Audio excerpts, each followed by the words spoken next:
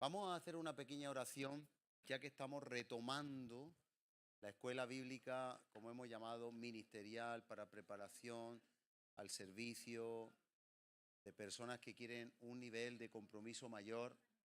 Y damos la bienvenida tanto online, estamos ya online, como en presencia a todos los que han venido.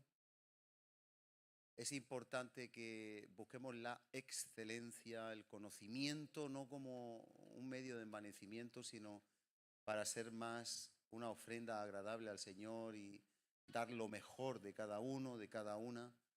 Y esa es la motivación por la que estamos aquí. No hay ningún otro interés, como ustedes saben. Así que antes de que Miguel García va a compartir un libro que para mí, y lo digo de corazón, no tengo por qué decirlo, no estamos compinchados para vender libros ni nada de eso. Él lo cede a un precio coste y está a disposición de todos ustedes de primera mano. Y el que no lo quiera tener, pues que tome nota, no pasa nada, no hay ningún problema.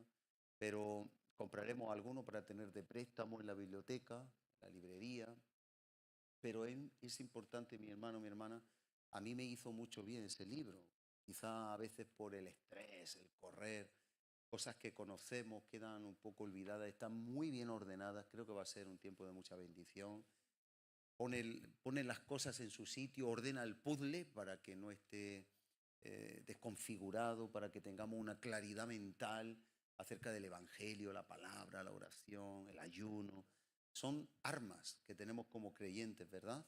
Y creo que puede llevarnos a otro nivel. Por eso, si lo hubiéramos tenido ese libro en la escuela bíblica básica, lo hubiéramos dado, pero creo que no está fuera de tono darla en la de servidores ministerial, puesto que creo que pone un buen fundamento que debe de estar puesto, pero lo complementa a otro nivel y creo que nos va a llevar a ese nivel a todos, no solo a unos pocos. Y creo que es una herramienta muy, muy importante. La gloria es para el Señor, pero yo doy gracias a Dios por la vida de Miguel, haberse dejado usar el siervo y a la hora de hacer ese libro.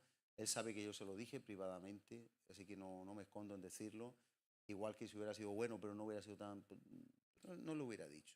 Así que te reto a que lo puedas leer como él ha pedido, que lo leamos antes. Yo ya lo leí, lo seguiré leyendo y vamos a orar. Padre, te damos gracias por la oportunidad que nos das y el hambre que pones en nosotros de buscar. Dice, buscadme y viviréis en tu palabra. Y nosotros queremos la vida del reino, la vida de Dios, la vida del cielo, la vida del Espíritu. Por eso te buscamos y fruto de nuestra hambre es estar aquí hoy, aquí, ahora. Es estar en los asuntos.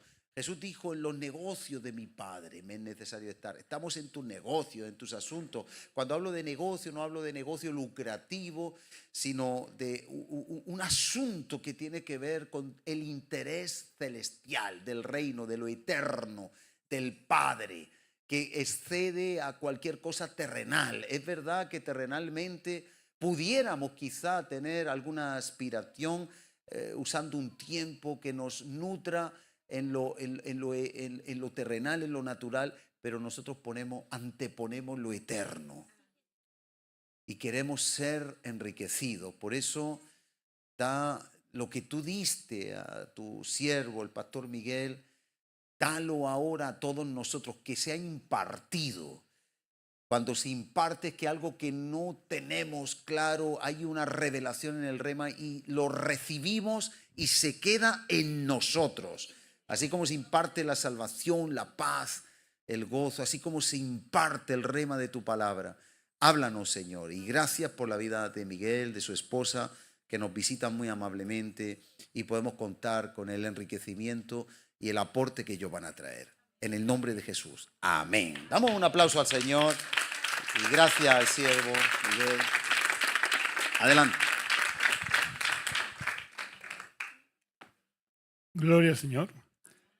Doy gracias a Dios que me da de nuevo la oportunidad de estar aquí con vosotros.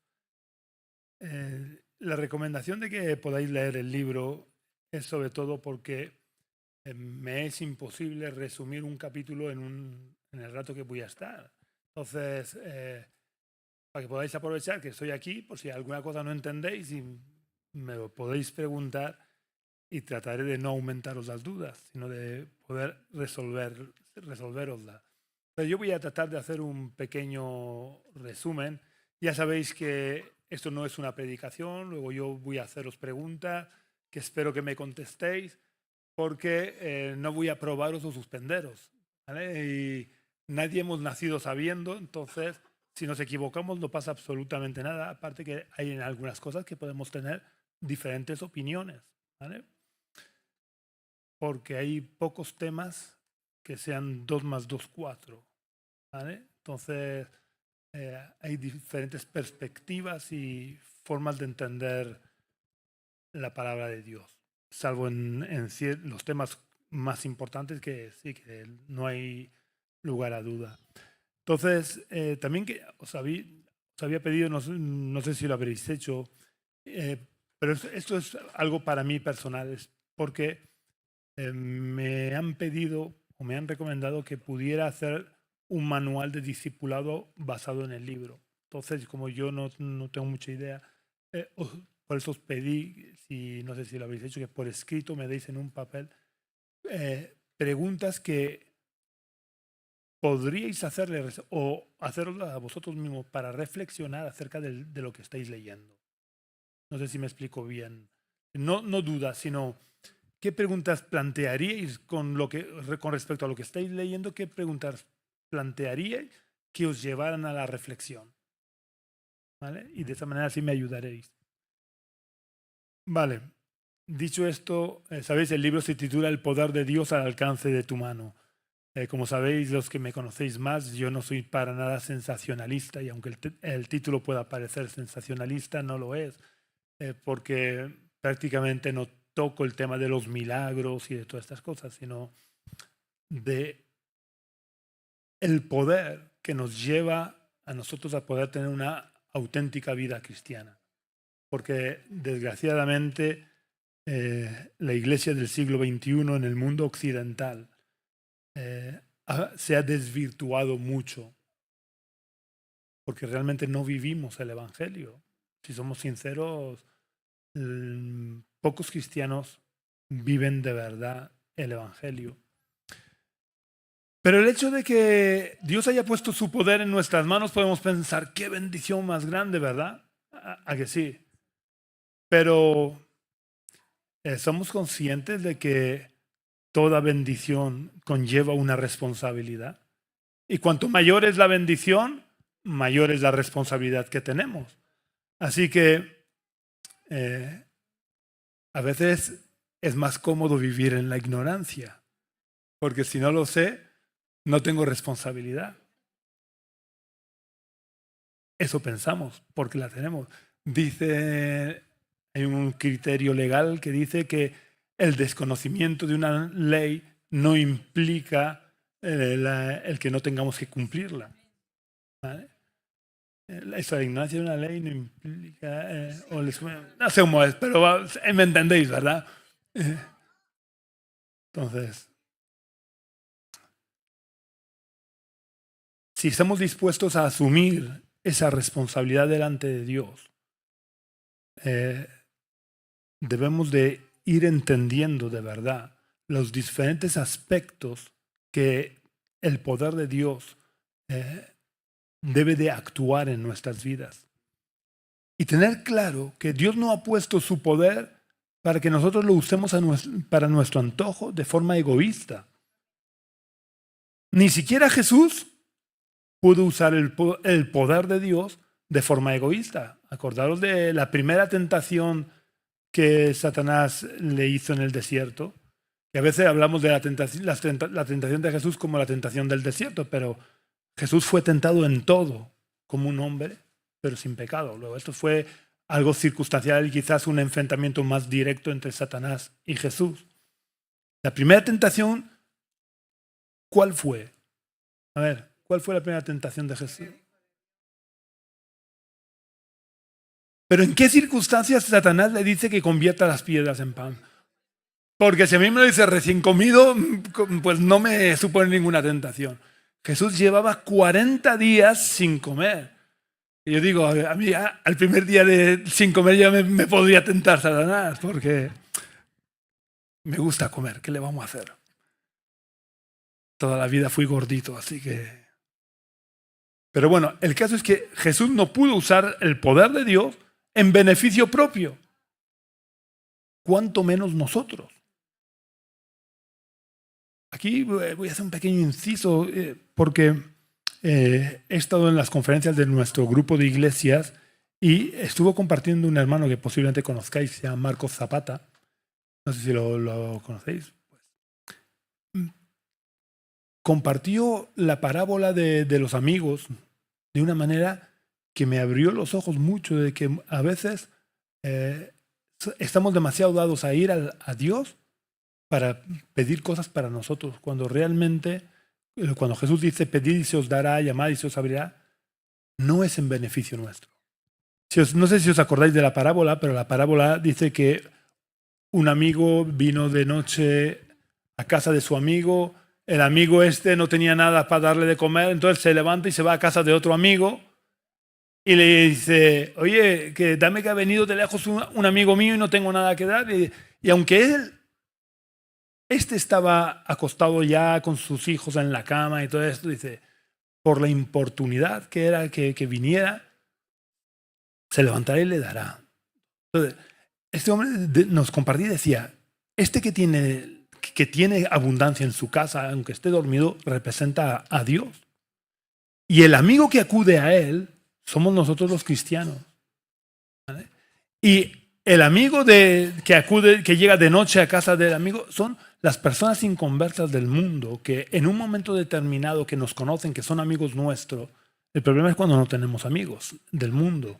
Pero en algún momento de su vida pueden tener alguna necesidad y venir a pedirnos ayuda. Y entonces nosotros realmente no tenemos cómo ayudar muchas veces, pero sabemos quién tiene y entonces podemos acudir a Dios. Y es lo que debemos entender. El poder de Dios está a nuestra disposición, pero lo tiene el Padre. En mí no hay poder. Y yo tengo que acudir al Padre. Y debemos ir también con cuidado con todo el tema del poder de Dios, porque por internet se ven auténticas barbaridades. ¿Vale? Convierten a veces el poder de Dios, la unción de Dios, en verdaderos espectáculos. Que más que adorar a Dios, se exalta al ministro. ¿Vale? Y toda la gloria es para Dios. Nosotros somos simples instrumentos, somos siervos inútiles. Pero somos siervos inútiles cuando hacemos lo que debemos de hacer. ¿Y qué es lo que debemos de hacer? Acudir a Dios cuando tenemos necesidad. Nosotros o alguien a nuestro alrededor tiene cierta necesidad, debemos de acudir a Dios. No podemos despedir al amigo sin comer, sin beber. Dios nos ha puesto para que podamos ayudar a los demás, aunque nosotros no tengamos con qué ayudarles. Pero Dios nos enseña que si acudimos a Él, Él nos dará. Dijo, pedid y se os dará, llamad y se os abrirá, buscad y hallaréis. Pero es más cómodo quedarme en el sofá de mi casa que ir a buscar a Dios, ¿verdad? Desgraciadamente esto es así muchas veces. Entonces, también tenemos que tener claro que el primer motivo por el que Dios ha puesto su poder a nuestra disposición es algo que a veces, o que muchas veces no gusta, y es para llevarnos a la cruz. Yo por mí mismo no soy capaz de ir a la cruz, porque aunque ahora se usan las cruces de forma decorativa, llevando aquí en pendientitos o colgando del cuello una cruz, y lo digo con todo respeto para quien no piensa como yo, pero para mí es lo más absurdo que puede haber. Porque si Jesús hubiera sido fusilado por un pelotón de fusilamiento, ¿llevaríamos colgados aquí un pelotón de fusilamiento? Porque la cruz era el instrumento de tortura que usaban los romanos. No era algo decorativo. Y cuando alguien paseaba la cruz, sabía que le quedaba poca vida. y tenía que llevar el reo la cruz hasta el lugar donde se le iba a ejecutar. Entonces, a veces no somos muy conscientes de lo que eso implica. Porque el poder de Dios lo pone a nuestra disposición para ayudarnos a estar crucificado con Cristo. Y esto lo veremos en otro tema, pero es que no sé si os acordáis, o los que habéis leído el primer capítulo, que empiezo hablando de una cosa que se llama la sinergia. ¿Sabéis lo que es la sinergia? Es una realidad física que se descubrió hace algún tiempo, que cuando actúan de forma colaborativa dos fuerzas, el resultado de la fuerza es mayor que la que cabría esperar. ¿Vale? Entonces, el poder del Evangelio, que es el tema que vamos a tratar hoy, es la actuación sinérgica de dos poderes: el poder de la cruz y el poder de la resurrección. Entonces, por eso el apóstol Pablo dice que no me avergüenzo del Evangelio. Romanos 1, 16, 17 dice: no me avergüenzo del Evangelio porque es poder de Dios para salvación de todo aquel que cree, el judío primeramente y también del griego, pues en el Evangelio la justicia de Dios se revela por fe y para fe, como está escrito: mas el justo por la fe vivirá. Aquí, como explico en el libro, en un principio yo durante mucho tiempo me preguntaba: ¿por qué el judío primeramente si Dios no hace acepción de personas? Y no es un problema de acepción de personas, es un problema de cronología. ¿Vale? Porque Jesús era judío, todos sus discípulos eran judíos, su familia era judía, los primeros cristianos eran judíos, por tanto, el Evangelio fue para los judíos en primer lugar. Pero rápidamente se extendió también a nosotros los gentiles. Entonces, ¿sabéis lo que es la palabra griega que han traducido como poder de Dios? Es una palabra que es dunamis o dinamis. Algunos lo dicen de forma diferente. Y esa palabra es la que también o de la que deriva en castellano la palabra dinamita. ¿Vale? Así que si el Evangelio es dinamita de Dios para salvación, ¿para qué necesitamos la dinamita? Como cristianos, ¿para qué necesitamos la dinamita de Dios? Para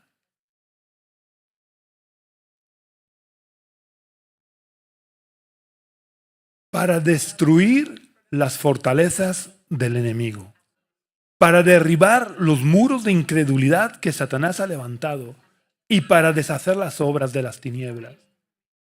Para eso necesitamos la dinamita de Dios, porque hay un problema claro, y es que el mundo espiritual yo no lo puedo ver ni tocar, no. Por tanto, necesito el poder de Dios para poder derribar las fortalezas del enemigo. Satanás ha vendado los ojos del entendimiento de la gente. Porque yo es que me paro a mirar, a pensar a veces en ciertas cosas y digo: es que no lo entiendo. Cuando yo veo, por ejemplo, en las procesiones, cómo son capaces de decirle a un pedazo de escayola: ¡guapa! Digo, pero vamos a ver, ¿quién se pone a una pared a decirle guapa? Es lo mismo. ¿Cómo puede ser? Porque bueno, a veces dicen, la gente inculta. No, que hay médicos, hay abogados, hay gente de la alta sociedad yendo detrás en las procesiones. ¿Cómo es posible que gente con cultura no se dé cuenta de lo absurdo que resulta que a un pedazo de escayola, de madera o aunque sea de oro, le digan guapa y la piropeen como pudiera entender lo que se le está diciendo? Eso claramente es una muestra del mundo espiritual que es real, aunque no lo vemos. Y por eso necesitamos del poder de Dios para salvarnos a nosotros, pero también para nosotros convertirnos en agentes de salvación. Porque el Evangelio nos salva, nos liberta y nos transforma para nosotros convertirnos en agentes de salvación. Yo no puedo salvar a nadie. Pero cuando yo me pongo en las manos de Dios y permito que el poder de Dios fluya a través de mi vida, Dios me usa como agente de salvación. Vamos a leer en Gálatas capítulo 1, versículos 11 y 12, que dice: pero os hago saber, hermanos, que el evangelio anunciado por mí no es invención humana, pues yo ni lo recibí ni lo aprendí de hombre alguno, sino por revelación de Jesucristo. Y esto es algo también muy importante que tenemos que tener claro. Si nosotros sabemos algo, no es porque yo os lo enseñe o porque Ambrosio os lo enseña. Nosotros somos instrumentos en las manos de Dios. Pero si Dios no abre el entendimiento, no hay forma de que entendamos las cosas espirituales. Por eso necesitamos abrir de verdad nuestro corazón a Dios para que su poder pueda traer revelación a nuestras vidas. A Dios no lo podemos llegar a conocer por nosotros mismos, ni nada que tenga que ver con Dios. Todo lo que sabemos de Dios lo sabemos por revelación, aunque no tengamos las revelaciones que tuvo Pablo. ¿Vale? Que esto que os decía antes, de que a mayor bendición, mayor responsabilidad. A Pablo le costó tener un aguijón en la carne, un mensajero de Satanás que lo abofeteaba. Y que por más que oró a Dios, Dios le dijo: no te lo voy a quitar. Pero sabéis, Pablo era consciente perfectamente de por qué Dios no le quitaba el aguijón. Porque él empieza diciendo: por las muchas revelaciones que... Él sabía su debilidad.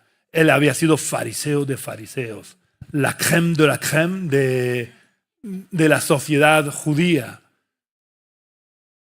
Y sabía que tenía... Todos tenemos la tendencia al orgullo, ¿eh? No nos vayamos a engañar. Pero Pablo probablemente más todavía por la cultura que él tenía. Aun gente inconversa reconoce que el apóstol Pablo es una de las mentes más privilegiadas que han pisado la tierra. De hecho, no sé si sabéis que en el Areópago de Atenas queda todavía un discurso grabado en las puertas o al lado de las puertas del Areópago.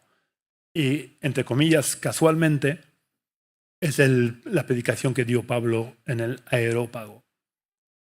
Y él, queramos o no, no es el fundador del cristianismo, pero es el que puso las bases del cristianismo. Entonces él sabía que necesitaba ese aguijón. Entonces cuando ya Dios le dice 3 veces que no se lo va a quitar, ya deja de insistir. ¿Para qué insistir? Si él sabía que era mejor tener el aguijón que no. Pero nosotros necesitamos el poder de Dios. Porque Pablo necesitó la revelación de Jesucristo para poder convertirse. Él, que era una persona conocedora de la ley de Moisés, que conocía a los profetas que anunciaban el Mesías sufriente. Por ejemplo, en Isaías capítulo 53. Sin embargo, su mente estaba cegada por Satanás y tuvo que tener la revelación. Por eso necesitamos de verdad abrirle el corazón a Dios para que Él pueda revelarse a nuestras vidas y pueda transformarnos. Y él dice que el evangelio no es por invención humana. Supongo que todos hemos oído decir que la Biblia ha sido hecha por los hombres, ¿no? Eso está pasado de moda, pero si de verdad entendemos el mensaje del evangelio, nos daremos cuenta que un ser humano jamás podría haber inventado semejante locura, semejante barbaridad. Porque el evangelio, de forma resumida, lo que dice es que nosotros tenemos contraída con Dios una deuda que somos incapaces de pagar. ¿Vale? Y lo que dice el evangelio es que al que le hemos hecho la deuda, Él es el que ha venido a pagar la deuda y reconciliarse con nosotros. Imaginaros ahora que yo... ¿Cómo te llamas? Que no me acuerdo. Josué. Imaginaos que yo publico en un periódico de tirada nacional que Josué es un sinvergüenza, ladrón y estafador. Y él, lógicamente, dice, pues si yo no soy eso, y coge y me demanda. Y el juez, cuando lo escucha a él y me escucha a mí, dice, ahora vas a publicar en el mismo periódico que has mentido, que Josué no es, y además le vas a pagar 6.000 euros de multa. Bueno, pues, ¿qué pensarían? Que Josué cogiera y dijera, bueno, mira, Miguel, voy a pagar yo los 6.000 euros y te perdono la deuda que tienes conmigo y además puedes pedirme lo que quieras que yo te lo voy a dar. Eso es lo que hace Dios. Ese es el mensaje del Evangelio. Tenemos contraída con Dios una deuda impagable, porque la paga del pecado es muerte. Dice Romanos 6:23. Pero el regalo de Dios, porque la dádiva que pone en nuestras Biblias es el regalo de Dios, es vida eterna en Cristo Jesús, Señor nuestro. Pero ¿entendemos bien el final del versículo? Es el regalo de Dios para nosotros en Cristo Jesús, Señor nuestro. Es decir, yo hago efectivo el pago si Jesús es Señor mío. Si Jesús no es mi Señor, la deuda queda sin pagar. Y llegará el momento que la tendré que pagar yo yendo al infierno.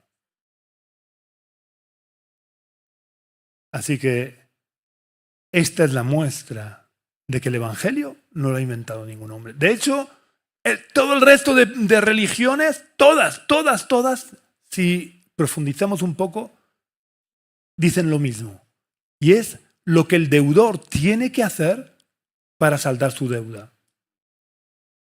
Pero es porque no son capaces de entender, porque no tienen la luz, la revelación de que la deuda es impagable.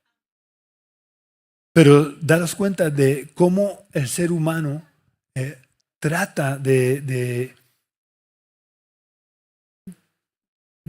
mostrar que podemos nosotros pagar nuestra deuda. Porque todas las religiones dicen lo que el ser humano tiene que hacer. Buenas obras,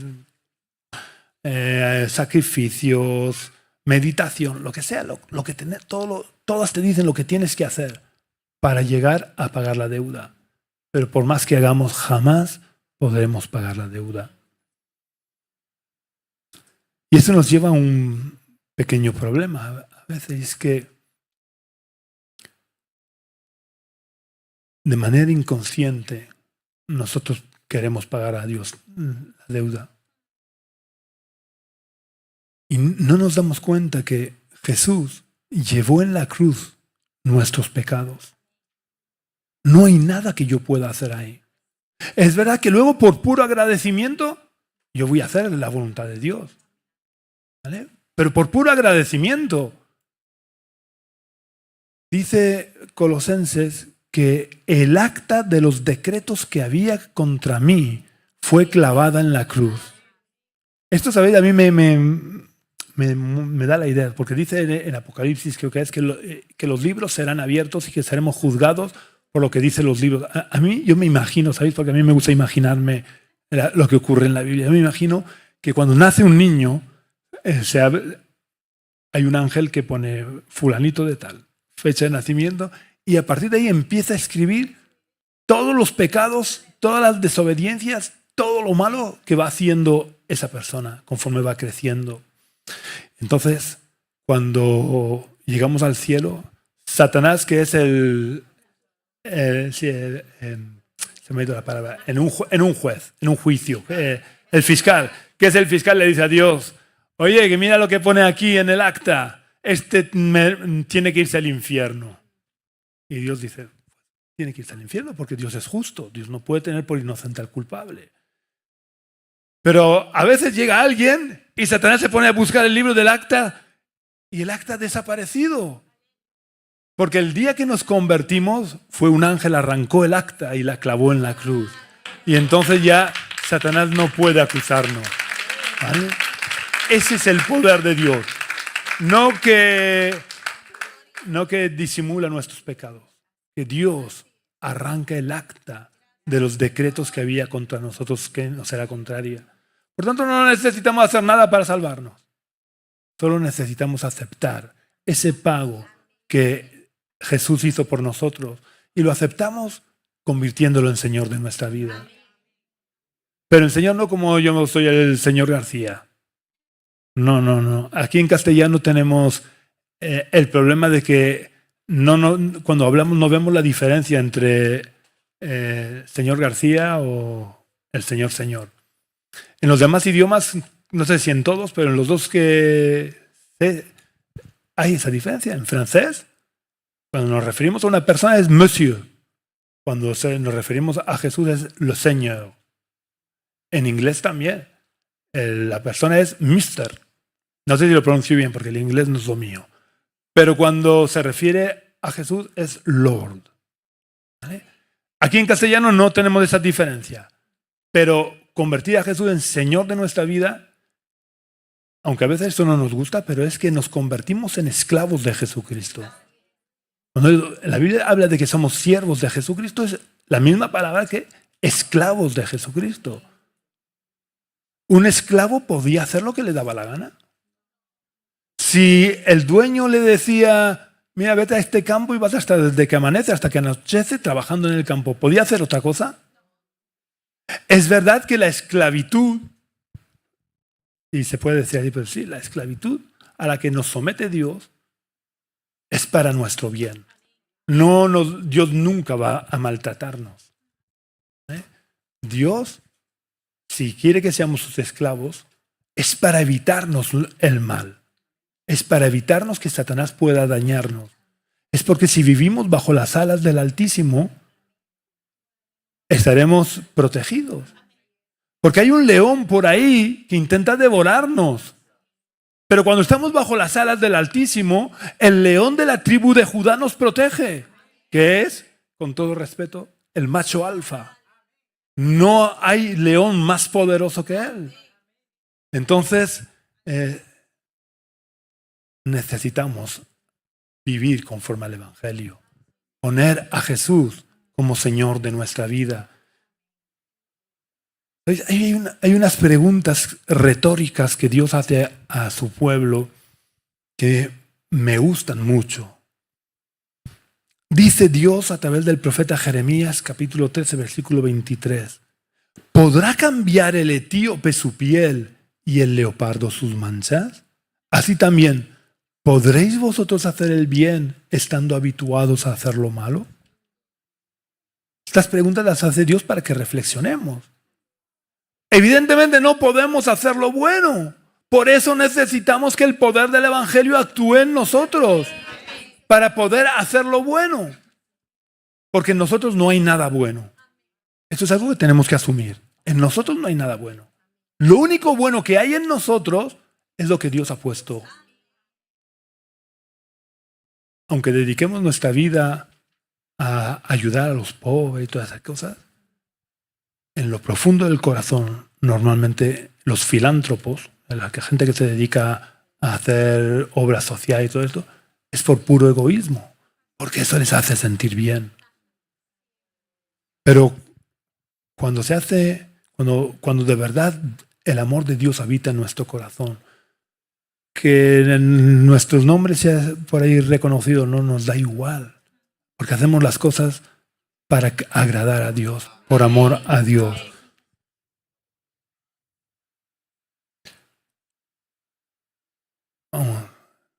Perdona, pero es que es muy difícil resumir todo.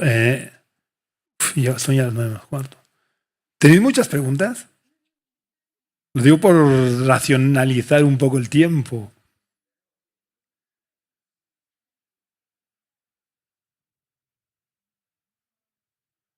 ¿Sabéis cuál es una de las mayores manifestaciones del poder del Evangelio? Yo sé, podéis decirme muchas, ¿verdad? Pero hay una que es, yo creo, la mayor de todas las manifestaciones del poder de Dios cuando actúa en nuestras vidas. Y es que nos transforma y nos cambia de simples criaturas de Dios a hijos de Dios. Y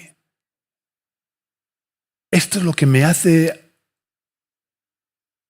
reflexionar acerca de por qué creó Dios a Adán y a Eva sabiendo que Adán y Eva iban a desobedecerle. Por esto. Porque en Jeremías Dios dice, con amor eterno te he amado, por eso te prolongué mi misericordia. Dios nos ha amado con amor eterno, es decir, antes que los cielos y la tierra fueron creados, Dios ya nos había conocido a todos nosotros por nuestro nombre y nos había amado. Y entonces Él creó a Adán y a Eva sabiendo que iban a pecar, porque esa era la única manera de que el poder del Evangelio actuara, transformándonos de simples criaturas, porque Adán y Eva eran simple creación de Dios, como lo era cualquiera de los animales. Hay ciertas diferencias, ¿vale? Porque cuando yo le pregunto a veces le digo a mis alumnos, una pregunta que yo les hago es, ¿nosotros somos animales racionales o no somos animales? Muchos me dicen, animales racionales. Pues no somos animales racionales. Somos una creación especial de Dios. Somos hijos de Dios. Yo les digo, eso a lo mejor es cuestión de familia, pero yo por lo menos no soy un animal. Yo soy una creación especial de Dios. Dios me conocía en la eternidad, me amó a mí. Una simple pulguita ahí en medio del universo.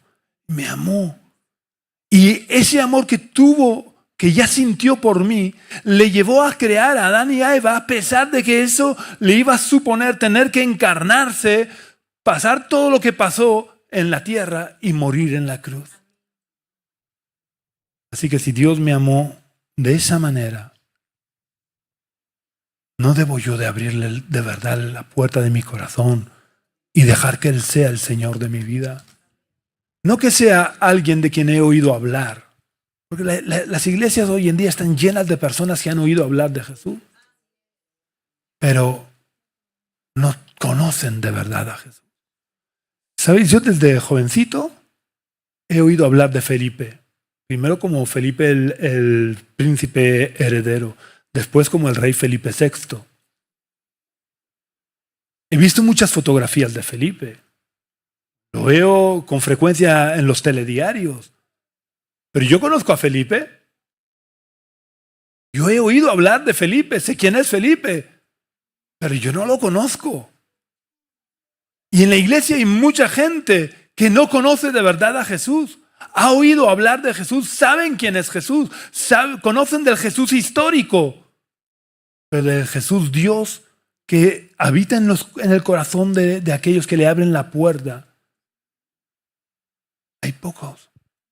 Cuando yo leo las cartas que dictó Jesús a Juan acerca de las 7 iglesias de el Asia Menor, y leo que Jesús le dice a los cristianos de la Odisea, les dice, he aquí yo estoy a la puerta y llamo. Yo digo, entonces, ¿a quién oraban en el culto? ¿A quién cantaban?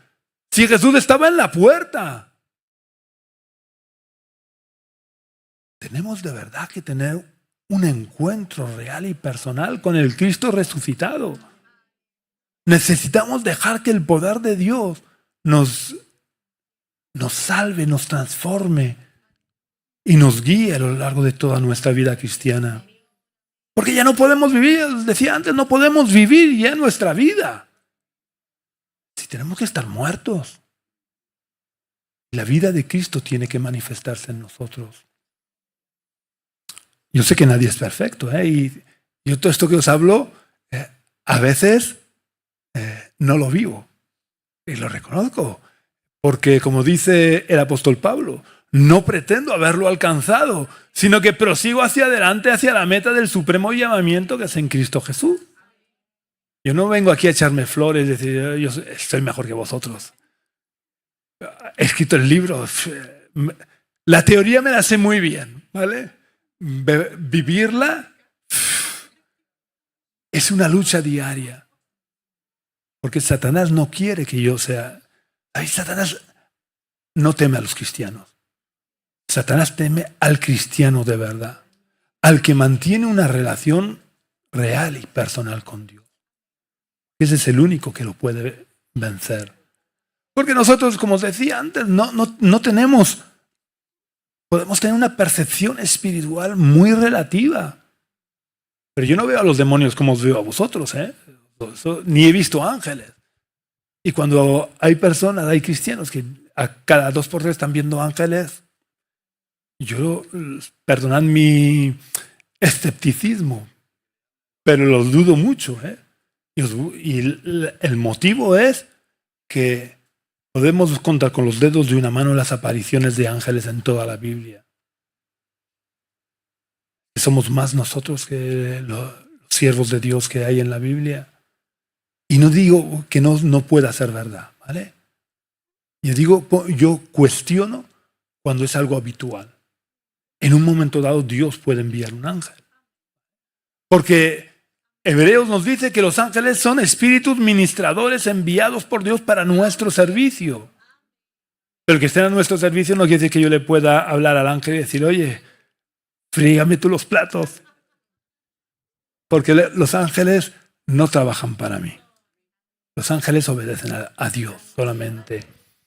Así que con cuidado porque también hay por ahí toda una serie de sectas y todo esto que ponen mucho énfasis en los ángeles. Los ángeles, seres que obedecen a Dios solamente, ¿vale? Y si se ponen en contacto de alguna manera con nosotros, es porque están cumpliendo una orden de Dios.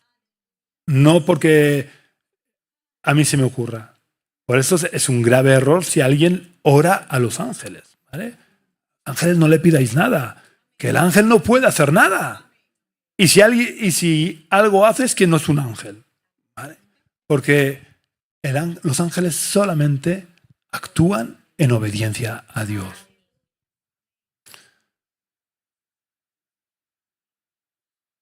En Hechos capítulo 2 versículos 36 al 38 dice: sepa pues ciertísimamente toda la casa de Israel que este Jesús a quien vosotros crucificasteis, Dios lo ha hecho Señor y Cristo.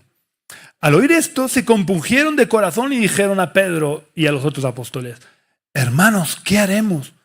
Pedro les dijo: arrepentíos y bautícese cada uno de vosotros en el nombre de Jesucristo para perdón de los pecados y recibiréis el don del Espíritu Santo. Vemos como el mensaje de Pedro abrió los ojos de los oyentes y les trajo convicción de pecado. Y esto es lo que hace el Evangelio, el mensaje del Evangelio, trae convicción de pecado. Por eso también la gente que no conoce de verdad el Evangelio dice que los cristianos somos los culpables de todos los complejos de culpabilidad y de todas las depresiones y de todos los suicidios, porque siempre decimos que somos malos, ¿vale? Que somos pecadores. Pero eso es una verdad a medias y por tanto una falsedad. El Evangelio trae luz y nos abre el entendimiento para darnos cuenta que somos pecadores, pero no nos deja sumidos en la desesperación. Ay, no hay solución para mí, porque Pedro les dice: arrepentíos y bautícese cada uno de vosotros en el nombre de Jesucristo para perdón de los pecados y recibiréis el don del Espíritu Santo. Es decir, el Evangelio, el mensaje del Evangelio me trae luz para que yo reconozca mi pecado, y cuando yo me arrepiento de mis pecados, Dios me perdona. Y Dios quita todo complejo de culpabilidad, quita todo ese sentimiento de tristeza que produce el saber que hemos pecado, o que debería de producir el saber que hemos pecado. Porque no podemos evadir nuestra responsabilidad frente a nuestros pecados. Tenemos que reconocer nuestros pecados. Tenemos que arrepentirnos. Y arrepentirnos no es saber. Los futbolistas, cuando se ponen la zancadilla, se pegan una patada, se dan la mano y dicen: lo siento, pero cuando le dan la espalda piensan: la próxima vez te lo haré más fuerte. A Dios no le podemos hacer eso, porque Dios conoce nuestros pensamientos, conoce nuestro corazón. Y el único arrepentimiento que vale es el arrepentimiento sincero. Es cuando sentimos dolor en el corazón por haber fallado a Dios y tenemos el propósito verdadero de no volver a pecar. ¿Quiere eso decir que no vamos a volver a pecar? Porque como decía Pablo, ¿quién me librará de este cuerpo de muerte? Por cierto, ¿sabéis por qué dice eso Pablo? Porque había una costumbre, cuando alguien había matado a alguien, le ataban con un grillete al pie el cadáver. Y tenía que pasearlo hasta que el cadáver se descomponía. Y por eso el apóstol Pablo dice, ¿quién me librará de este cuerpo de muerte?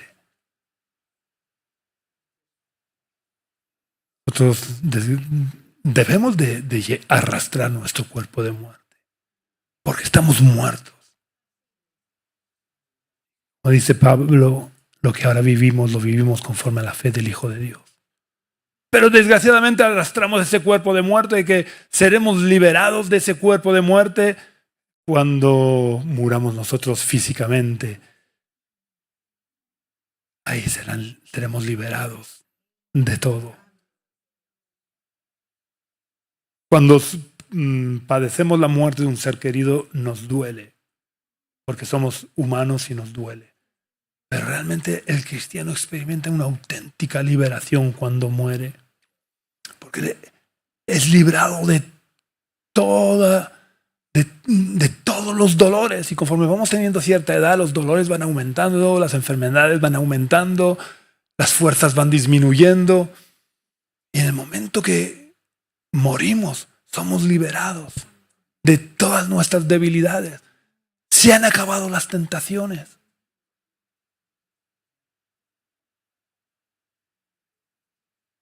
Pero, ¿por qué Dios no nos lleva con Él cuando nos convertimos y nos ahorraríamos muchos problemas? No, es verdad. ¿Por qué no? ¿No sabéis para pensar por qué? O sea, lo suyo, digo, según mi perspectiva, sería, yo me convierto de verdad, Dios me lleva con Él y ya no tengo más tentaciones. Ya Satanás no me puede llevar a pecar, ni mi carne, porque a veces le echamos las culpas de todo a Satanás y mucha culpa la tenemos nosotros. Pero estaré libre de mi propia carne, de mi propia debilidad, de mi propia concupiscencia, de mi propia maldad. Es que como dice David, en maldad he sido formado y en pecado me concibió mi madre. No quiere decir esto que la relación sexual dentro del matrimonio sea pecado, como dicen los católicos. Es que es una realidad. Mi padre era un esclavo del pecado, mi madre era una esclava del pecado. Por tanto, me engendraron siendo esclavo del pecado. Y yo nací siendo esclavo del pecado. Y si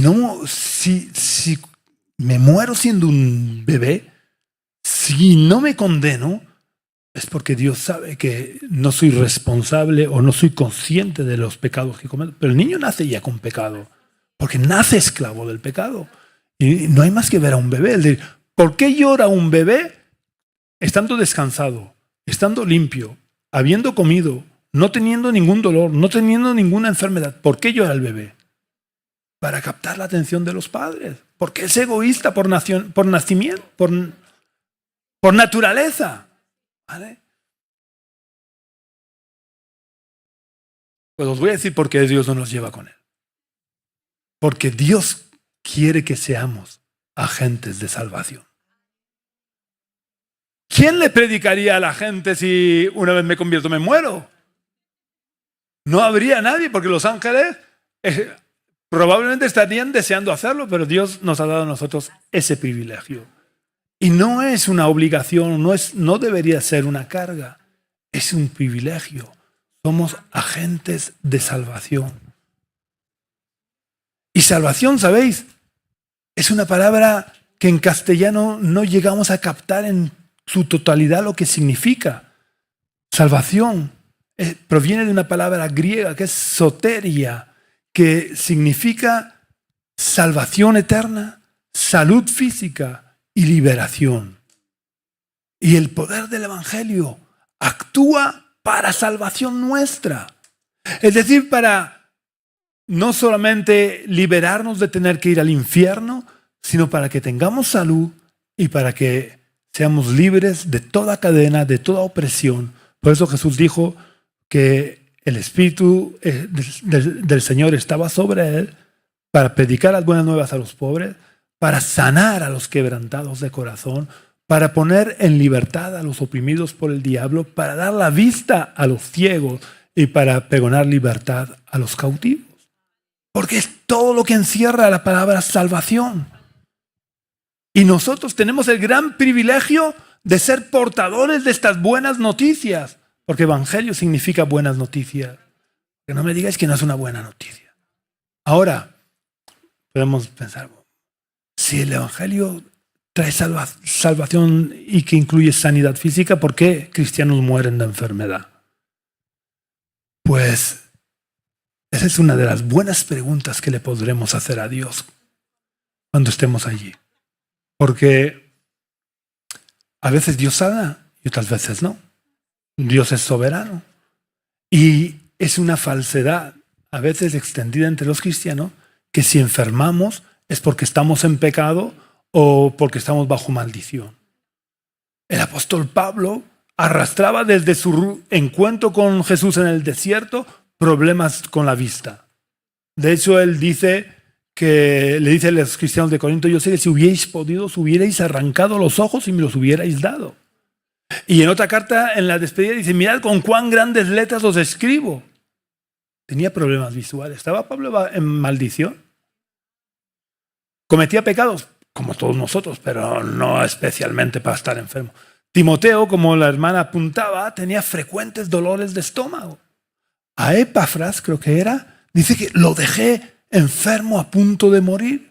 Vamos a ver, que habían cogido ropa que había estado en contacto con Pablo y lo habían puesto en Éfeso. Creo que esto ocurrió en Éfeso. Lo habían puesto sobre enfermos y los enfermos habían sanado. Y sin embargo, su querido colaborador Epafras estaba muriendo y no pudo hacer nada. Es verdad que no murió, gracias. Dios permitió que no muriera, pero ellos pensaban que iba a morir. Y Epafras no estaba bajo maldición, ¿vale? Simplemente ahí entra la soberanía de Dios. Y nosotros como seres humanos no somos quienes para juzgar a Dios o para cuestionar a Dios. Cuando hay enfermos, oramos por los enfermos. Si sanan, fenómeno. Perfecto. Dios hace un milagro y qué bueno que. Pero si la persona no sana, qué bueno. Dios sigue siendo bueno. ¿Eh? Ahora, ¿sabéis? Si yo oro y Dios no me sana, ¿sabéis lo que hago? Me voy al médico.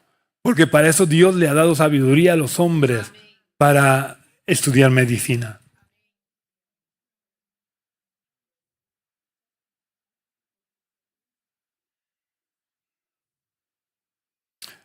Algunos dudan cuando decimos que Dios nos convierte en agentes de salvación, dudan y dicen: no, es que solo Dios salva.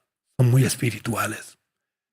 Pero es verdad, solo Dios salva. Pero nosotros somos agentes de salvación. El apóstol Pablo dice en 1 Corintios 1:21: agradó a Dios salvar a los creyentes por la locura de la predicación. Es decir, que Dios salva a la gente. ¿El Dios el que predica? ¿O somos las personas los que predicamos? Nosotros los que predicamos. Luego, aunque quien salva es Dios, porque es el Espíritu Santo el que trae convicción de pecado, pero ¿cómo creerán si no hay quien les predique? En 1 Corintios 9:22, Pablo dice: a todos me he hecho de todo para que de todos modos salve a algunos. Oye, ¿pero qué se ha creído Pablo? Si solo Dios salva. Y él dice: para que de todos modos salve a alguno. Se había ido un poco de onda el apóstol Pablo. Es que Pablo no sabía que el que salva es Dios. Sí, claro que lo sabía. Pero también sabía que Dios se usa de las personas para predicar el evangelio. Entonces, el poder de Dios actúa para salvarnos a nosotros en primer lugar. Y una vez nosotros hemos experimentado la salvación, tenemos que convertirnos en agentes de salvación. Dios nos deja aquí en la tierra para que salvemos a otras personas. Por lo menos para que prediquemos que, como hemos dicho, Dios es el que salva.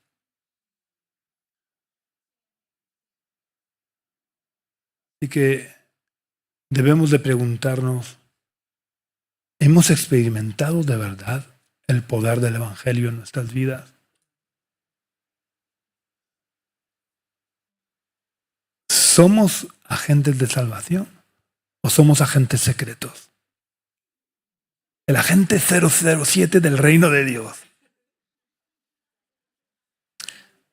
Dios no tiene agentes secretos.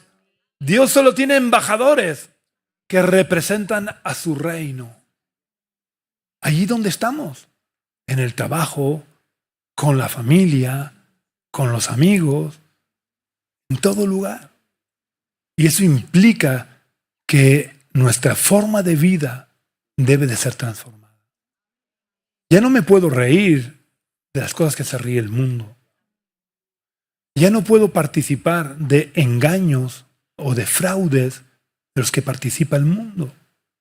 Aquí en España somos muy pillos y tenemos en los gobernantes tenemos un ejemplo de lo que es la sociedad. Aquí en casi todas las empresas grandes la gente roba. Y, ¿sabéis lo que es Navantia, no? Ya habéis oído en Cartagena, la fábrica de submarinos. Han tenido que hacer a veces auditorías porque ha faltado un montón de materiales. Los trabajadores se llevaban montones de materiales de la empresa. Pero cuando también de forma un poco más velada nos escaqueamos de nuestras responsabilidades en el trabajo. ¿Sabéis lo que es escaquearse, no? ¿Me entienden? ¿No? Es tratar de pasar desapercibido, que no se note que no estoy haciendo lo que debería de hacer. De forma así suavecilla, que yo soy muy buena gente, muy buen trabajador, pero cuando no está el jefe delante, pues si puedo hacer más, pero puedo hacer menos y hago menos. Jesús el Nuevo Testamento dice que debemos de servir a nuestros jefes como si fueran Cristo. A Cristo no lo engañaríamos, ¿verdad? Yo a mis alumnos se lo digo, vamos a ver, ¿os portaríais igual si estuviera Cristo aquí en medio vuestro? La mayoría me dice que no, pero da igual, siguen portándose mal. ¿Qué más les da si la mayoría de ellos no han pisado una iglesia en su vida? Y el tema de que seamos agentes de salvación es muy importante también, porque esto ya lo vimos en el otro seminario, pero pensad, cuando erais novios de vuestro novio o de vuestra novia, ¿teníais ganas de verla o de verlo? ¿A que tratabais de pasar, de estar juntos lo más tiempo posible? ¿Teníais ganas de que llegara el día de la boda? ¿Sí o no? No os veo muy convencidos, ¿tan mal os ha ido? Yo estaba deseando que llegara la boda. Bueno, pues ¿sabéis qué es lo que nos espera cuando llegue el final de todas las cosas? Una cosa que la Biblia llama las bodas del Cordero. ¿Y quién es la novia? ¿Tenemos nosotros que desear que llegue ese momento? Pues el Señor Jesús dijo que no vendría hasta que el Evangelio del Reino no fuera anunciado hasta lo último de la tierra. Por tanto, es importante, si de verdad amamos al novio o al esposo, de momento el novio, cuando llegue ese momento el esposo, si lo amamos de verdad, tenemos que extender el Evangelio del Reino. Y ya os expliqué que más ahora con toda la inmigración, no sabemos a dónde podemos llegar predicándole el Evangelio a la gente con la que tenemos relación. Porque la mayoría de la gente con la que tenemos relación tiene familia en el extranjero. Y por tanto, si ellos se convierten aquí, pueden predicarle a su familia y de esa manera ir extendiendo el Evangelio. No quedan muchos sitios donde no se haya predicado el Evangelio del Reino, así que estemos preparados que las bodas del Cordero no van a tardar mucho. Pero cuanto antes, mejor. Y para eso hay que predicar el Evangelio del Reino. Tenemos que ser de verdad agentes de salvación. Pero es que además es por puro egoísmo. Porque, porque, ¿Sabéis lo mal que lo vamos a pasar cuando empiece la persecución? Por tanto, cuanto más gente se haya convertido, menos gente nos perseguirá. ¿Vale?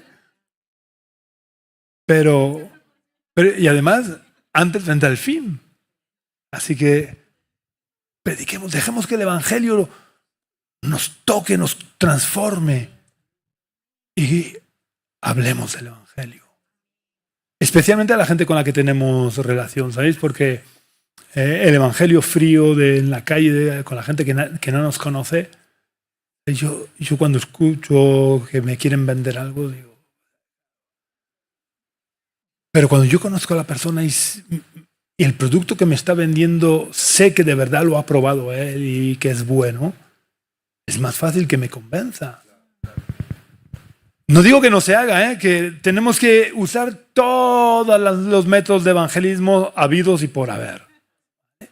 Porque ya digo, cuanto más prediquemos, antes vendrá el fin. Y bueno, son las 9:10, creo que ya he hablado bastante por ahora. Ahora os toca a vosotros. Hacedme las preguntas respecto al capítulo 1.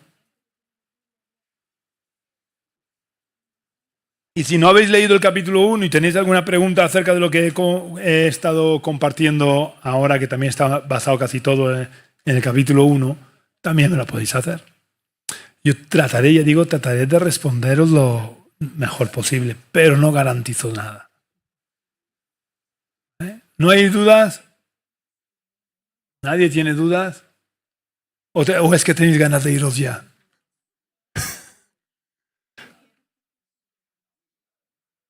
¿Sí? Pues me alegro.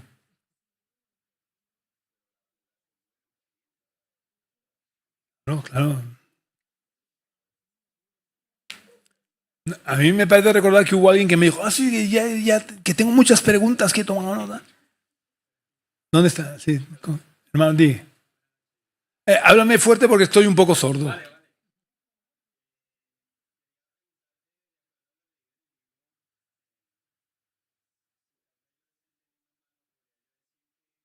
Sí.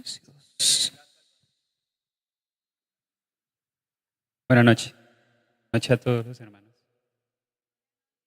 Que no sé si de pronto lo haya entendido mal. Si podemos decir que la salvación es la única ocasión en la que tenemos libre albedrío. Que no tenemos libre albedrío. Vamos a ver. Refiriéndome a... Tenemos libre albedrío, pero como he dicho antes, en el momento que tú te conviertes en esclavo de Jesucristo. Pero claro, Dios siempre te permite no obedecerle. ¿Vale? Luego, sigues teniendo libertad. Dios no nos quita la libertad. Él siempre hace un llamado al arrepentimiento, pero no nos quita la libertad. Bueno, tal vez yo lo tomé por ese lado pensando en que la salvación, cuando Cristo murió en la cruz, nosotros estábamos muertos. El micro no funciona bien y no me estoy enterando de nada. No sé si más bien así hablándote me escuchas. A ver. Tal vez yo lo tomé así porque en la salvación, cuando Cristo murió por nosotros éramos muertos, somos muertos. Un muerto no tiene elección. Esa salvación es por gracia. Sí, vamos a ver. Es que meternos por ahí es un tema muy delicado que no quiero. Es verdad, pero, por ejemplo, Dios dice a través del profeta Amós, antes lo citaba Ambrosio, Dios dice: buscadme y viviréis. Entonces, tiene que haber una respuesta nuestra al llamamiento de Dios. ¿Vale? Es verdad que estamos muertos, pero nuestra alma, nuestro cuerpo está vivo. ¿Vale? Entonces, nosotros tenemos que aceptar el regalo que Dios nos ofrece. ¿Vale? Esto es lo mismo. Creo que no sé si os puse ya este ejemplo, pero imaginar, y esto es solo una imaginación, no me lo toméis en serio, pero yo digo, todo el que venga aquí delante y se ponga aquí, le regalo 500 euros. Ya digo, imaginaros dos solo. Y la mayoría de vosotros decís, vamos a ver, primero, ¿alguien de vosotros podría disfrutar de esos 500 euros? Nadie, ¿vale? Porque no estáis aquí. En el momento que yo os digo que el que venga aquí le regalo 500 euros, con perdón, el más tonto que diga, oye, no pierdo nada, comprobar, y viene y se planta aquí, ¿quién disfrutará de 500 euros? El que ha venido aquí. Entonces, la salvación es así, es un regalo que Dios ofrece a todo el mundo. Y por medio de la fe, y por tanto es por gracia, nosotros vamos al lado de Jesús y decimos, gracias por tu regalo. Y entonces actúa en nosotros la salvación, ¿vale? Y Dios nos resucita para una nueva vida. No sé si... Sí. ¿Alguna pregunta más? Sí.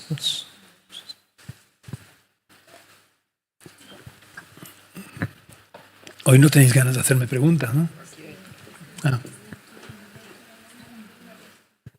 Bueno, buenas noches, que el Señor les bendiga.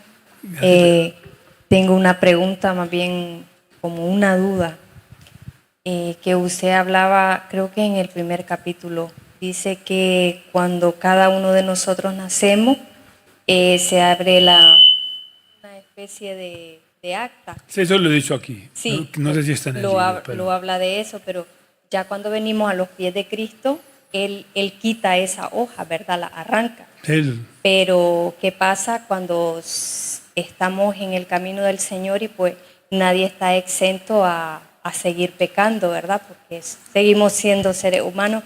Entonces, ¿qué pasa con esos pecados que estando en los pies de Cristo seguimos pecando? Entonces, Vamos a ver, hay que diferenciar, ¿vale? Porque lo que es pecados ocasionales que cometemos todos, a lo que es deliberadamente darle la espalda a Dios y pecar, y vivir en pecado, ¿vale? Entonces, los pecados que cometemos ocasionalmente, cuando yo soy consciente y me arrepiento, es como si no los hubiera cometido, por tanto, no están en el acta, es decir, no se escriben en el acta porque Dios nos perdona. Cuando tú deliberadamente le das la espalda a Dios, no sé si es que se vuelve a abrir una nueva acta, no sé cómo funciona el tema, pero Dios dice que ya no hay más... Sí, pero Jesús le dice a la iglesia de Sardis, mira de dónde has caído y arrepiéntete, porque si no borraré tu nombre del libro de la vida. Entonces, vayamos con cuidado, ¿vale? Porque con Dios no podemos jugar. Y ahí Pablo dice, ocupaos en vuestra salvación con temor y temblor, ¿vale? Entonces, preocupémonos y no estemos tonteando con el mundo. Que ya digo que yo creo que espero ser suficientemente claro. Yo creo que si en el momento de estar cometiendo un pecado me muero, Dios no me quita la salvación. Si es un pecado puntual. Ahora, cuando yo he decidido vivir de espaldas a la voluntad de Dios, si me muero, probablemente mi nombre ha sido borrado del libro de la vida. Pero que yo no vivo con temor. Por eso, porque digo, aunque yo me muera en el mismo momento de estar cometiendo el pecado, si es un pecado puntual, que no es que yo he decidido darle la espalda a Dios, Dios me perdona, porque como decía la hermana, ninguna condenación hay para los que están en Cristo Jesús. Pero para los que están en Cristo Jesús, no para los que se han bajado de la gracia. Dice, Pablo también le dice, creo que es a los Gálatas, que los que se quieren salvar por las obras de la ley, de la gracia han caído. ¿Vale? Entonces, vayamos con cuidado. No debemos de tontear, ¿vale? Ni debemos vivir con temor a perder la salvación, pero tampoco debemos de vivir con viva la Virgen, con perdón de la expresión, hago lo que me da la gana. Que ya hice la oración cuando yo tenía 12 años, hice la oración y ya puedo vivir el resto de mi vida como me dé la gana. ¿Vale? Todos los extremos son malos y hay que vivir, hay que tratar de guardar un equilibrio, porque cuando hay las dos cosas en la Biblia, puedes encontrarte con esas dos cosas, es porque no debemos de descuidarnos. ¿Vale? ¿Alguien más tiene alguna pregunta?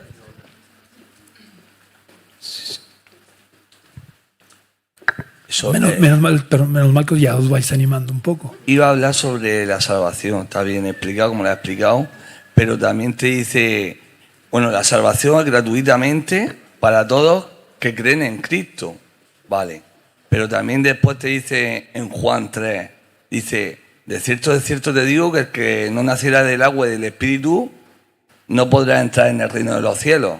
Es decir, tú puedes creer en el Señor, como dice el versículo, creo en el Señor y soy salvo. Pero es que ahí te tienes que meter más profundo, porque te está diciendo también Juan que si no naces de nuevo, tú puedes estar aquí en el culto, puedes estar en la iglesia 15 años y a lo mejor no has nacido de nuevo. Santiago creo que dice que los demonios también creen y tiemblan. Y tiemblan. ¿Vale? ¿Son salvos los demonios porque creen? No, porque el creer que nos lleva a la salvación es recibir a Jesús en el corazón. Y dejar que Jesús, como decía antes en Romanos 6:23, que Jesús sea el Señor de mi vida. Y transforme tu corazón. Claro, si Él es el Señor de mi vida, va a transformar mi corazón. ¿Vale?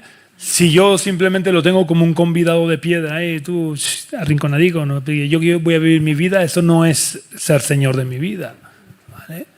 Por eso antes les decía que hay mucha gente que ha oído hablar de Jesús, pero no ha conocido de verdad a Jesús. Porque cuando conocemos de verdad a Jesús, rendimos nuestro corazón a Jesús y Jesús pasa a ser el Señor. Y si Él es el Señor, nuestra voluntad ya no vale para nada. Y no solo nuestra voluntad, que esto a veces nos pasa desapercibido, nuestros deseos también. Ya no podemos vivir conforme a nuestros deseos. ¿Vale? Tenemos que vivir conforme a los deseos de Jesús. Si Jesús, que era Dios, decía, yo hago solamente lo que oigo al Padre, lo que el Padre me dice que debo de hacer. Si Él hacía lo que el Padre, ¿cuánto más nosotros? Que Él era Dios, que podía hacer, entre comillas, lo que le diera la gana. Y no lo hacía. Y se pasaba largas horas orando, buscando la presencia de Dios.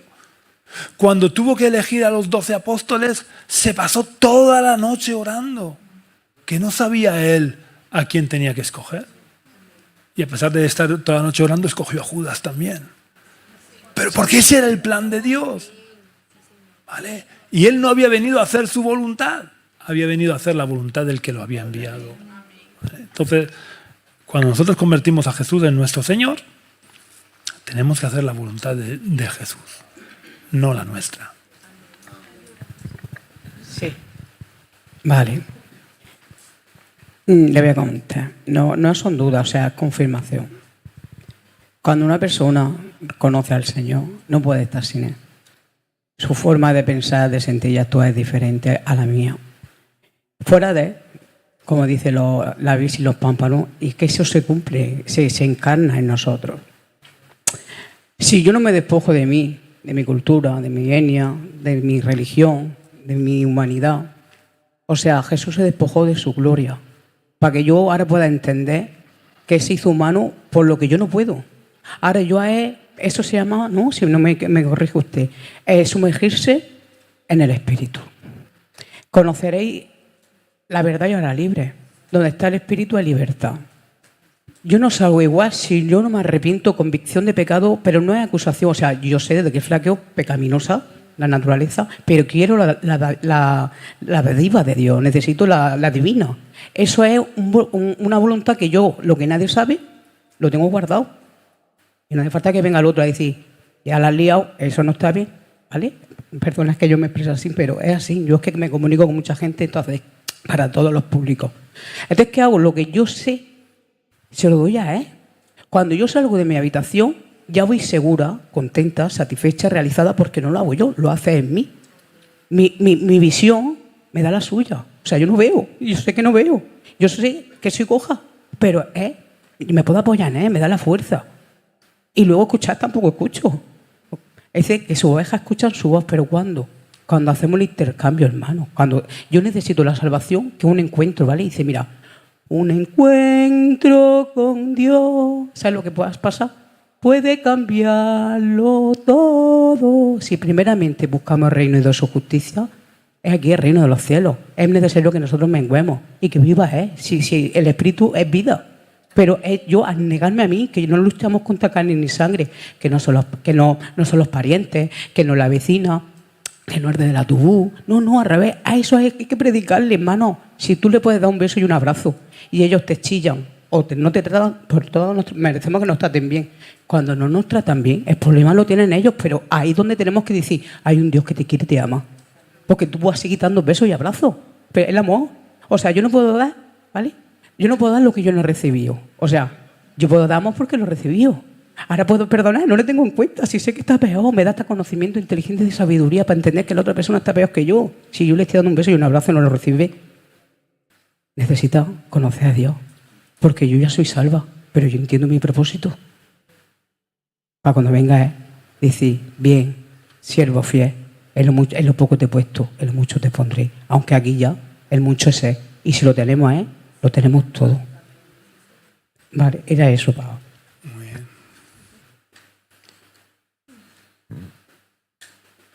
¿Alguna pregunta? Hola. Como tú dijiste que querías preguntas para hacer el libro como discipulado, Sí. no sé si de pronto poder aportar la pregunta, ¿por qué es más importante creer en el Evangelio en vez de entender? Sí, pero esas preguntas para dármelas por escrito, porque si Vale. mi memoria, si no, Vale. no me acuerdo. Tenía yo aquí en el apunte de acuerdo a lo que había leído en el libro, por fe creemos y luego entendemos, pero en el mundo es primero entender para luego creer. ¿Cómo? Perdona, no. O sea, me refiero a que, como tú decías en el libro, la ley de sinergia, Sí. ¿sí? Que se suman dos fuerzas y crean una mayor. Sé que lo utilizaste para explicar otro concepto, pero es así como cuando nosotros predicamos el Evangelio, la gente no lo entiende porque están ciegos y necesitan primero entender esa, como tú nos explicaste la ley, entenderla para poder creerla.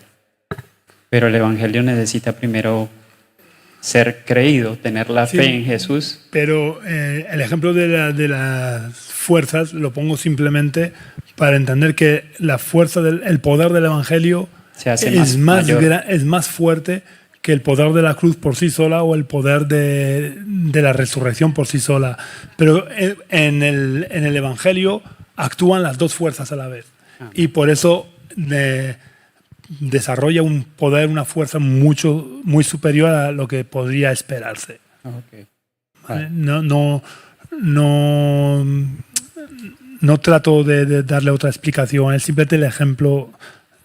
Okay. Porque el Evangelio realmente, en el Evangelio actúa el poder de la cruz, que nos lleva a morir con Cristo, y actúa el poder de la resurrección porque nos resucita con Cristo.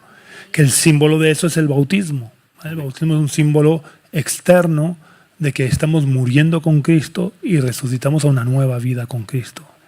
Ok, muchas gracias.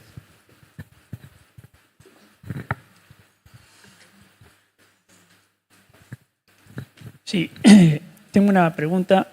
No soy muy experto en esto. Nadie lo sabe.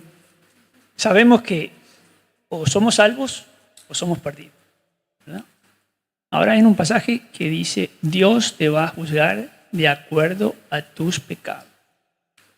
¿Quiere decir que hay una escala o...? Vamos a ver, es porque, y esto es algo que yo creo, ¿vale? Y creo que lo hablamos ya en el otro seminario, es que hay una gradación en la condenación, igual que hay una gradación en la salvación. Es decir, no va a tener el mismo premio, por así decir, el que simplemente, por ejemplo, se convierte, pero no llega a entregarle la vida completamente a Dios, que uno que lo entrega todo y se da por Dios al 100%. Eso va a ser una vez dentro. Sí, pero en el otro lado también ocurre lo mismo. Es decir, para Dios, todo incumplimiento de la ley es pecado y por tanto merecedor del infierno. Pero dentro de ese infierno, por así decir, habrán diferentes profundidades dentro del lago de fuego. ¿Vale? Porque Jesús mismo le dijo a Jerusalén, creo, tú tendrás mayor condenación que Tiro y Sidón, porque si en ellos se hubieran hecho los milagros que se han hecho en ti, tiempo hace que se hubieran arrepentido. Pero si Jesús dice que tendrán mayor condenación, es porque dentro de la condenación también habrán niveles de... Además, no creo yo que Satanás tenga la misma condenación que una persona que simplemente no ha respondido al llamado de Dios. Ni tampoco tendrá la misma condenación un brujo, un satanista, que una simple persona que no le ha entregado su vida a Dios. Pero ya digo, en todos estos temas hablamos un poco siempre con mucho temor, porque son cosas que no están absolutamente claras y que entran dentro de la soberanía de Dios, porque hay una parábola, por ejemplo, que parecería contradecir esto que estoy diciendo, y es el que dice que fue por la mañana y contrató a uno y le dijo, te contrato por 1 denario. Y luego a todos los demás les fue diciendo, te daré lo que es justo. Y al final le dio al que había trabajado media hora lo mismo que al que se había pasado trabajando todo el día. Entonces, lo que yo te digo, lo que yo más o menos entiendo del conjunto de la enseñanza que hay en la Biblia, porque luego siempre hay pasajes que son a veces difíciles de encajar en el resto de la enseñanza. Entonces, tenemos que tener siempre una mente bastante abierta en las cuestiones que no están absolutamente claras. Y en ningún sitio te dice claramente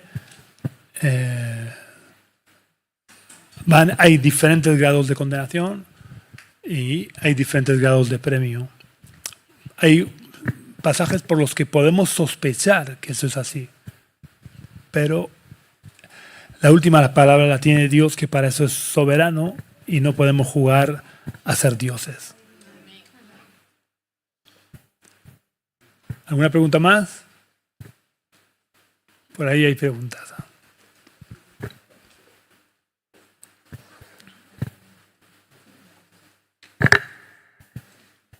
Hola.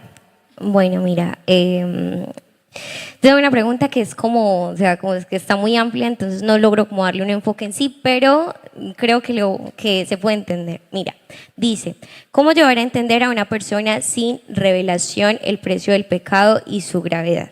Y aquí tengo, ¿se debe de hablar el evangelio guiado por el Espíritu Santo? Porque Él es el que convence, dice la palabra. O nosotros debemos hablar en todo tiempo, y de qué manera, porque la situación es que, bueno, nosotros podemos lanzar palabra, pero si el Señor no convence, en vano es. Y muchas veces las personas se acostumbran a que lanzan mucha y mucha y mucha palabra y la gente se hostiga. Y es como cuando, por ejemplo, tú le dices a una persona, te quiero mucho, te quiero mucho, te quiero mucho, te quiero mucho, te quiero mucho. Pero al fin y al cabo tú estás tan acostumbrado a que esa persona te diga que te quiere mucho que tú no sabes qué día es real. Mientras que una persona que tarda y te dice te quiero mucho, el día que te lo diga es algo especial y sí que toca tu corazón. Entonces, como ese valor del evangelio, o sea, ¿cómo lo debemos de llevar? Y o sea, guiados por el Señor, sí, pero conforme a lo que está escrito. No podemos olvidarnos de la parábola del sembrador. Nuestra obligación, salir a sembrar. Sí. Parte de la semilla caerá junto al camino. Otra parte de la semilla caerá entre espinos y otra en roca. Pero habrá una parte que caerá en buena tierra. ¿Vale? Entonces, tú vas sembrando. Y a veces Dios te puede dar una palabra específica para una persona, porque Dios conoce el corazón de esa persona, sabe la necesidad que tiene y te puede usar a ti. Ahora, si tú no sales a sembrar, no te va a poder usar. Entonces nosotros tenemos que salir a sembrar. Por eso decía que no es muy efectivo el predicar así en frío a la gente que no nos conoce, que es más efectivo predicar a la gente con la que tenemos relación, pero no por eso tenemos que dejar de hacer la otra. ¿Vale? No sé si he respondido. Pero sí, pero la cuestión es, por ejemplo, la gente que todo el tiempo se la pasa hablando del evangelio, todo el tiempo, 100%. O sea, pero no me refiero guiados, o sea, una cosa es guiados por el Señor y de verdad que uno siente, pero hay otras personas que no, que es la costumbre, o sea, como que se acostumbraron a ello y como que ya se pierde como una esencia. Mejor hacerlo por costumbre que no hacerlo. Vale. Pero Sí, sí. es verdad.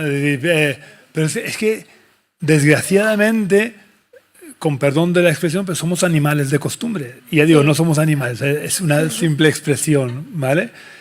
Y sin darnos cuenta, tendemos a acostumbrarnos a hacer las cosas. Sí. Y esto es un peligro, los cristianos corremos ese peligro, pero debemos de buscar a Dios, ¿vale? Y si cuando una vez que nos damos cuenta que lo estamos haciendo por costumbre, pues nos arrepentimos, le pedimos perdón a Dios y tratamos de volver a buscar el fuego de Dios en nuestros corazones. Vale. Tenemos que ser como la zarza que ardía y no se consumía. Tenemos que llevar el fuego de Dios en nuestras vidas y no consumirnos. Si nos consumimos, el fuego se apaga. Entonces, si vemos que nos estamos apagando, busquemos a Dios, que Dios es fuego consumidor. Así que esto también es una cosa para pensar. Dios es fuego consumidor y no era capaz de consumir una zarza, que es un arbusto que se quema en nada. Pero es que Dios es asombroso. Y ese es el tema del siguiente libro que voy a escribir. Tengo otra pregunta. Dios es asombroso. Dime. Mira, la otra pregunta es, ¿por qué se piensa que predicar la palabra es como la única manera de predicar el evangelio? No que todas las personas lo piensen, pero de todas maneras como que tú piensas, vale, vamos a predicar el evangelio, y lo que inmediatamente se te viene a tu cabeza es hablar la palabra. O sea, es como algo que ya está así acostumbrado. Entonces, ¿cómo se quita uno esa mentalidad y empieza como a entender de que realmente el evangelio se debe predicar viviéndolo más que hablándolo, como estaba escrito? Hay un dicho que dice que nuestra vida habla tan fuerte que no deja oír nuestras palabras. Entonces, esa es nuestra primera y mayor predicación, nuestro ejemplo. Y una cosa nos tiene que quitar la otra. La palabra, si solo el ejemplo, la gente se queda que no sabe por qué somos así. Vale. Tenemos que acompañarlo de palabra. Pero vayamos con cuidado, con mucho cuidado, cuando predicamos y vivimos lo contrario de lo que predicamos. ¿Vale? Que no seamos como decían de los curas, que decían, haced lo que yo digo, pero no hagáis lo que yo hago. Si nosotros hacemos eso, estamos siendo de piedra de tropiezo. Y Jesús dijo que era mejor que nos atáramos una piedra de molino y nos echáramos al mar antes que ser piedra de tropiezo. Entonces, vayamos con cuidado, porque hay personas desgraciadamente que yo le diría, cierra la boca, que nadie sepa que dices que eres cristiano. Porque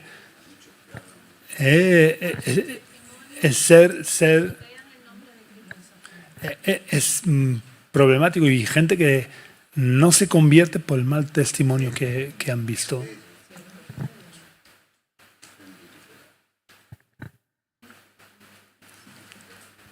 ¿Alguien tiene alguna pregunta más?